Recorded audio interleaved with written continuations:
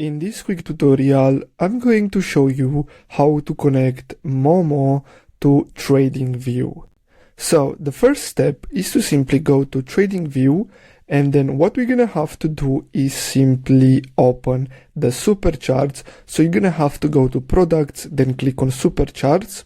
Now once you get here, you're gonna have to click on trading panel at the bottom, and from here we're gonna have to click on the search button. Simply type in Moomoo and then click on it. From here we're gonna have to simply click on connect, and then we're gonna get redirected to the login page.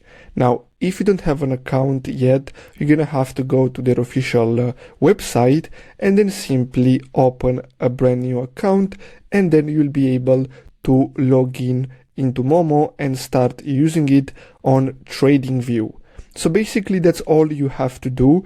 I really hope you found this video helpful. Don't forget to like and subscribe. Thanks for watching.